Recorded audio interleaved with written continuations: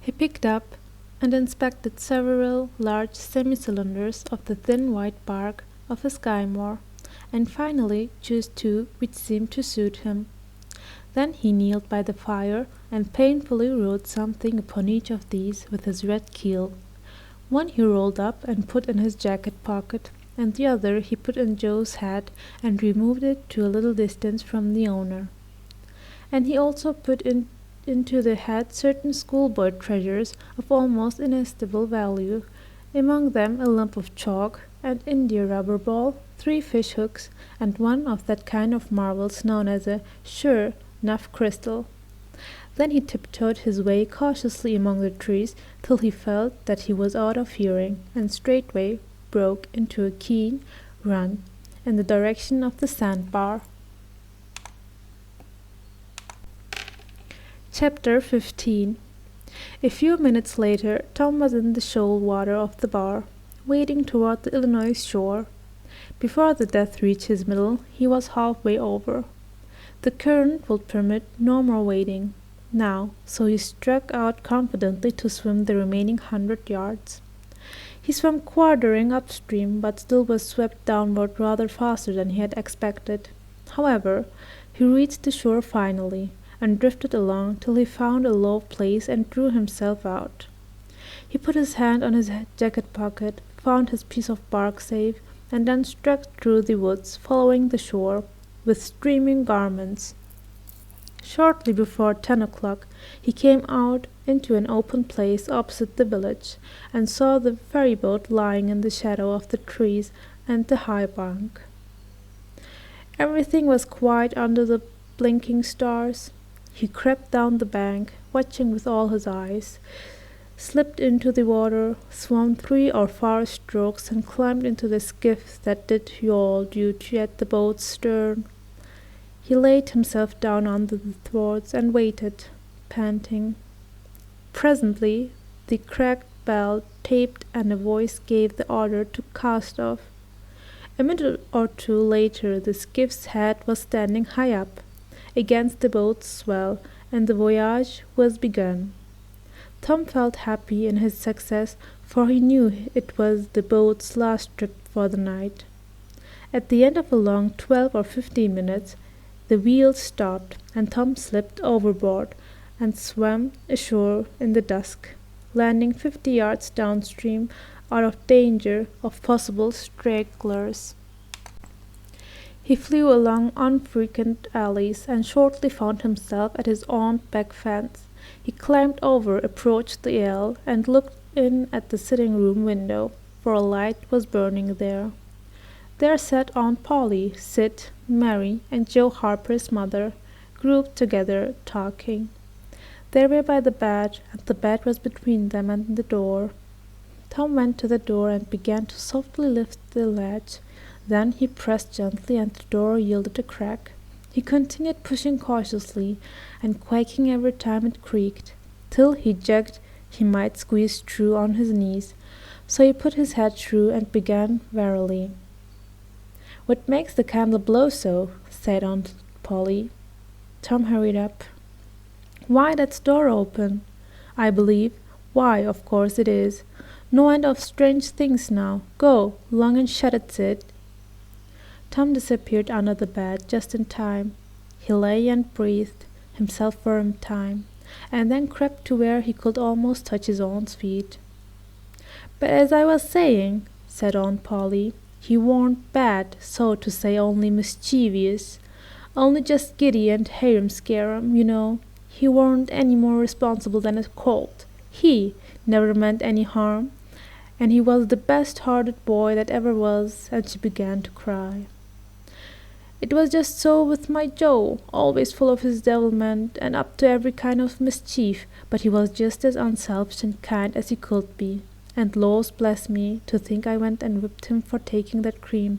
Never once recollected that I throwed it out myself because it was sour, and I never to see him again in this world. Never, never, never, poor abused boy." And Mrs. Harper sobbed as if her heart would break. "I hope Tom's better off where he is," said Sid, "but if he would been better in some ways. Sid!" Tom felt the glare of the old lady's eyes, though he could not see it. "Not a word against my Tom. Now that he is gone, God, I will take care of him. Never you trouble yourself, sir." "Oh, Mrs. Harper, I don't know how to give him up. I don't know how to give him up. He was such a comfort to me, although he tormented my old heart out of me most. The Lord giveth and the Lord hath taken away. Blessed be the name of the Lord, but it's so hard, oh, it's so hard. Only last Saturday my Joe busted a firecracker right under my nose, and I knocked him sprawling. Little did I know then how soon. Oh, if this was to do over again, I would hug him and bless him for it." "Yes, yes, yes, I know just how you feel, Mrs. Harper. I know just exactly how you feel. No longer ago than yesterday noon, my Tom took and filled the cat full of painkiller, and I didn't think the creature would tear the house down. And God forgive me, I cracked Tom's head with my thimble. Poor boy, poor dead boy. But he's out of all his trouble now. And the last words I ever heard him say was to reproach." But his memory was too much for the old lady, and she broke entirely down. Tom was snuffling now, himself, and more in pity of himself than anybody else. He could hear Mary crying and putting in a kindly word for him from time to time.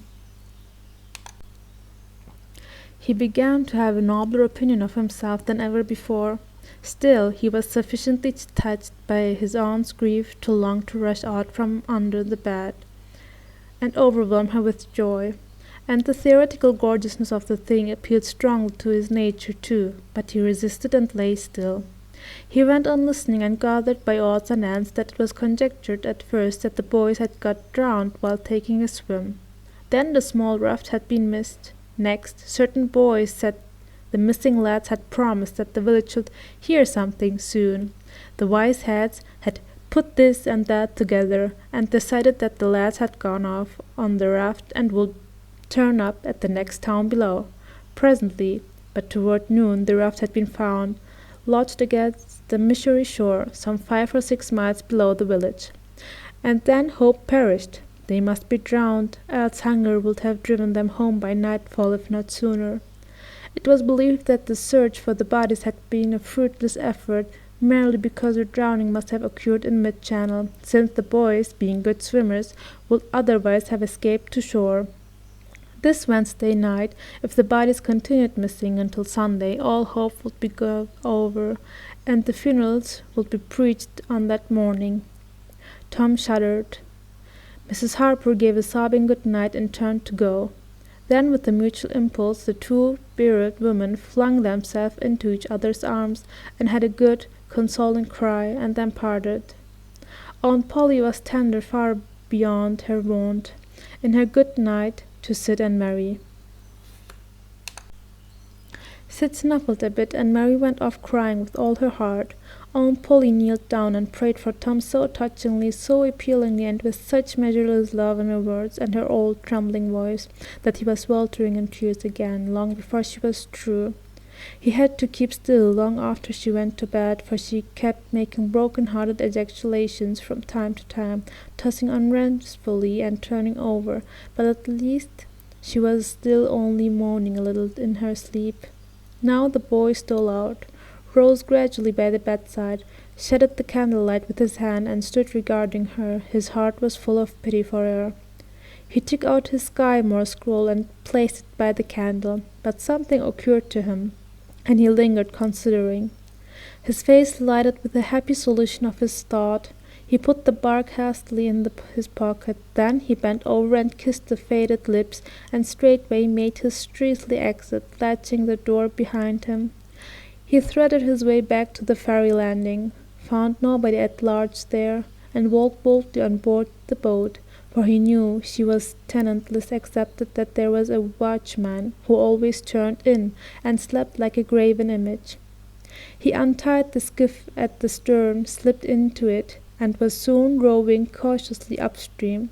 When he had pulled a mile above the village, he started quartering across and bent himself stoutly to his work. He hit the landing on the other side neatly, for this was a familiar bit of work to him. He was moved to capture the skiff, arguing that it might be considered a ship and therefore legitimately prey for a pirate, but he knew a thorough search would be made for it, and that might end in revelations. So he stepped ashore and entered the woods. He sat down and took a long rest, torturing himself meanwhile to keep awake, and then started wearily down this home stretch. The night was far spent. It was broad daylight before he found himself fairly abreast the island bar. He rested again until the sun was well up and gilding the great river with its splendor, and then he plunged into the stream. A little later he paused, tripping upon the threshold of the camp, and heard Joe say, "No, Tom's true blue, Huck, and he will come back. He won't desert. He knows that would be a disgrace to a pirate, and Tom's too proud for that sort of thing. He's up to something or other. No, I wonder what." "Well, the thing's in our anyway, ain't they?" "Pretty near, but not yet, Huck. The writings say they are if he ain't back here to breakfast, which he is," exclaimed Tom with the fine dramatic effect, stepping gradually into camp. A sumptuous breakfast of bacon and fish was shortly provided, and as the boys set to work upon it, Tom recounted and adored his adventures. They were a vain and boastful company of furious when the tale was done. Then Tom hid himself away in a shady nook to sleep till noon, and the other pirates got ready to fish and explore. Chapter 16. After dinner all the gang turned out to hunt for turtle eggs on the bar. They went about poking sticks into the sand, and when they found a soft place, they went down on their knees and dug with their hands. Sometimes they would take 50 or 60 eggs out of one hole. They were perfectly round white things, a trifle smaller than English walnut. They had a famous fried egg feast at that night, and another on Friday morning. After breakfast they went whooping and prancing out on the bar, and chased each other round and round, shedding clothes as they went, until they were naked, and then continued the frolic far away up the shoal water of the bar, against the stiff current, which latter tripped their legs from under them from time to time, and greatly increased the fun.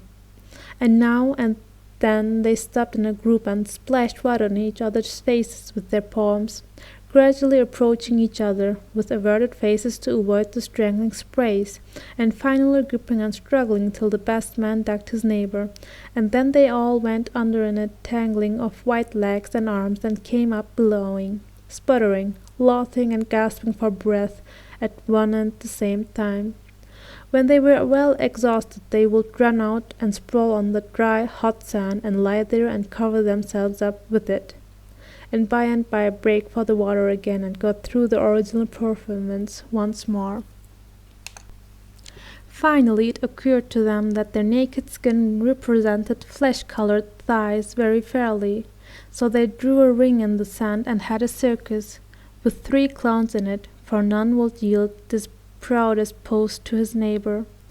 Next they got their marbles and played knucks and ring-thaw and keeps, till that amusement grew stale. Then Joe and Huck had another swim, but Tom would not venture because he found that in kicking off his trousers he had kicked his string of rattlesnake rattles off his ankle, and he wondered how he had escaped cramp so long without the protection of his mysterious charm. He did not venture again until he had found it, and by that time the other boys were tired and ready to rest.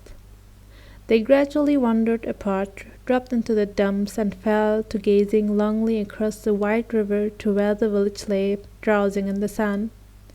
Tom found himself writing Becky in the sand with his big toe. He scratched it out, and was angry with himself for his weakness, but he wrote it again, nevertheless. He could not help it. He erased it once more, and they took himself out of temptation by driving the other boys together and joining them. But Joe's spirit had gone down almost beyond restoration. He was so homesick that he could hardly endure the misery of it. The tears lay very near the surface. Huck was melancholy too. Tom was downhearted, but he tried hard not to show it. He had a secret which he was not ready to tell yet, but if his Monsieur's depression was not broken up soon. He would have to bring it out. He said with a great show of cheerfulness, "I bet there's been a pirates on this island before, boys. We'll explore it again. They will hid treasures there somewhere. How would you feel to light on rotten chestful of gold and silver, hey?" But it rose only faint enthusiasm, which faded out with no reply. Tom tried one or two other seductions, but they failed too. It was discouraging work. Joe sat poking up the sand with a stick and looking very gloomy. Finally he said, "Oh, boys, let's give it up. I want to go home. It's so lonesome." "Oh, no, Joe, you will feel better by and by," said Tom. "Just think of the fishing that's here." "I don't care for fishing. I want to go home." "But, Joe, there ain't such another swimming place anywhere." "Swimming's no good. I don't seem to care for it. Somehow, when there ain't nobody to say I shan't go in, I mean to go home." "Oh, shucks, baby, you want to see your mother, I reckon on." "Yes, I do want to see my mother, and you would too, if you had one. I ain't any more baby than you are," and Joe snuffled a little. "Well, we will let the crybaby go home to his mother, won't we, Huck? Poor thing! Does it want to see its mother? And so it shall. You like it here, don't you, Huck? We'll stay, won't we?" Huck said, "Yes," without any heart in it. "I'll never speak to you again as long as I live," said Joe, rising. "There now," and he moved moodily away and began to dress him. "Who cares?" said Tom. "Nobody wants you to. Go long home and get laughed at. You are a nice pirate. Huck and me ain't crybabies. We'll stay, won't we, Huck? Let him go if he wants to. I reckon we can get along without him, perhaps." But Tom was uneasy, nevertheless, and was alarmed to see Joe go so slowly on with his dressing. And then it was discomforting to see Huck eyeing Joe's preparations so wistfully and keeping up such an ominous silence. Presently, without a parting word, Joe began to wade off toward the Illinois shore. Tom's heart began to sink. He glanced at Huck. Huck could not bear the look and dropped his eyes. Then he said, "I want to go to home." It was getting so lonesome anyway, and now it will be worse. "Let's us go too, Tom." "I won't. You can all go if you want to. I mean to stay." "Tom, I better go." "Well, go long. Who's hindering you?" Huck began to pick up his scattered clothes. He said, "Tom, I wish you'd come too. Now you think it over. We'll wait for you when we get to shore." "Well, you'll wait a blame long time, that's all." Huck started sorrowfully away, and Tom stood looking after him, with a strong desire tugging at his heart to yield his bride and go along too. He hoped the boys would stop, but they still went slowly on. It suddenly dawned on Tom that it was becoming very lonely and still. He made one final struggle with his pride and then darted after his comrades, yelling, "Wait, wait, I want to tell you something." They presently stopped and turned around when he got to where they were. He began unfolding his secret, and they listened moodily till at last they saw the point he was driving at, and then they set up war whoop of applause and said it was splendid, and said if he had told them at first they wouldn't have started away. He made a plausible excuse, but his real reason had been the fear that not even the secret would keep them with him any very great length of time, and so he had meant to hold it in reserve as a last seduction. The lads came gaily back and went at their sports again with a will, chattering all the time about Tom's stupendous plan and admiring the genius of it. After a dainty egg and fish dinner, Tom said he wanted to learn to smoke now. Joe caught at the idea and said he would like to try too, so Huck made pipes and filled them. These novices had never smoked anything before but cigars made of grapevine, and they bit the tongue and were not considered manly anyway. Now they stretched themselves out on their elbows and began to puff, cheerily and with slender confidence. The smoke had an unpleasant taste, and they gagged a little, but Tom said, "Why, it's just as easy. If I'd known this was all, I'd learned long ago." "So would I," said Joe. "It's just nothing. Why, many a time I've looked at people smoking and thought, well, I wish I could do that. But I never thought I could," said Tom. "That's just the way with me, hain't it, Huck? You've heard me talk just that way, haven't you, Huck? I'll leave it to Huck if ever you haven't." "Yes, heaps of time," said Huck. "Well, I have too," said Tom. "Oh, hundreds of times once down by the slaughterhouse. Don't you remember, Huck? Bob Tanner was there, and Johnny Miller, and Jeff Thatcher when I said it. Don't you remember, Huck? Bought me saying that." "Yes, that's so," said Huck. "That was the day after I lost a white alley." "No, it was the day before." "There, I told you so," said Tom. "Huck recollects it." "I believe I could smoke this pipe all day," said Joe. "I don't feel sick." "Neither do I," said Tom. "I could smoke it all day, but I bet you Jeff Thatcher couldn't." "Jeff Thatcher? Why, he'll keel over just with 2 draws. Just let him try it once. He'll see." "I bet he would. And Johnny Miller, I wish could see Johnny Miller trickle it dance." "Oh, don't I?" said Joe. "Why, I bet you Johnny Miller couldn't any more do this thing. I just one little snifter would fetch him." "'Deed it would, Joe. Say, I wish the boys could see us now." "So do I." "Say, boys, don't say anything about it, and sometimes when they're around, I'll come up to you and say, 'Joe, get a pipe. I want to smoke.' And you will say, kind of careless, like as if it weren't anything, you will say, 'Yes, I got my old pipe and another one, but my tobacco ain't very good.' And then you will say, 'Oh, that's all right if it's strong enough.' And then you will out with the pipes, and we'll light up just as scam, and then just see 'em look. By jinks, that will be gay. Tom, I wish it was now." "So do I. And when we'll tell 'em we learned when we was off pirating, won't they wish they would be along?" "Oh, I reckon not. I'll just bet they will." So the talk ran out, but presently it began to flag a trifle and grow disjointed. The silence widened, the expectations marvellously increased.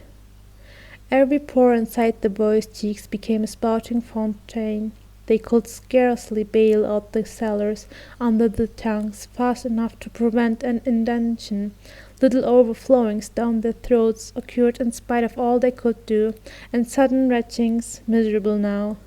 Joe's pipe dropped from his nerveless fingers. Tom's followed.